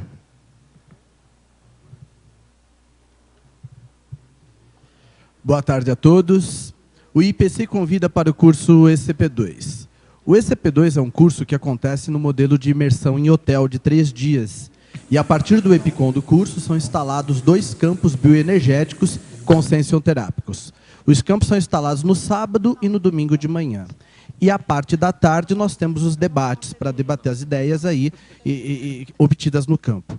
Os campos proporcionam algumas possibilidades, entre elas os desbloqueios bioenergéticos, o atendimento aos heteroassédios, a melhoria da cognição, e é importante porque ele promove uma trégua temporária das heteroinfluências, e a pessoa pode pensar por si, pensar melhor. Nós teremos 2 cursos que chamamos a atenção aqui, um é em Buenos Aires, promovidos pelo IPC, o EPICOM é a professora Adriana Lopes, é do dia 26 a 28 de outubro. E teremos um curso que é em uma parceria com a Intercamp, que é em Natal, para o pessoal do Nordeste, lá principalmente, o EPICOM é o professor Felipe Mansur. O telefone da Intercamp é o 84 3211 3126. E aqui o nosso do IPC, 45 2102 1448. Até lá, obrigado. Boa tarde a todos. Gostaríamos de convidar para que vocês participem do curso Fundamentos da Conviviologia, que acontecerá nos dias 9, 10 e 11 de novembro, aqui em Foz do Iguaçu. O curso irá aprofundar, vários conceitos da conviviologia, incluindo a questão do autoconvívio e do paraconvívio, além das amizades, da dupla, família e trabalho. O curso ainda terá como tópicos interessantes o conviviograma, ou seja, a medição da qualidade de convívio pessoal, e a questão da convivialidade pró-desperticidade. Na sexta-feira, o curso terá um cine-debate para poder fomentar várias ideias sobre o tema. E no domingo, um campo bioenergético sobre a conviviologia e paraconviviologia, com os EPICOMs Moacir Gonçalves e Mabel Teles. O telefone para maiores informações e inscrições é 45 3525 2652 ou pelo e-mail ciaec@ciaec.org. Obrigada. Boa tarde a todos. Venho convidar vocês para o curso Apolônio de Tiana, que ocorrerá no dia 4 de novembro, domingo, um dia só, na sede da CIP, com o professor Jarbas Paranhos. Esse curso irá tratar sobre o parapsiquismo, as influências e o legado do Apolônio de Tiana, o mito de Jesus Cristo, e o memoricídio, entre outras. Informações e inscrições no e-mail acip@acip.com ou no telefone 4521 02 1421. Ou lá na sede da CIP, na recepção, Comécia, Tá? Obrigada a todos.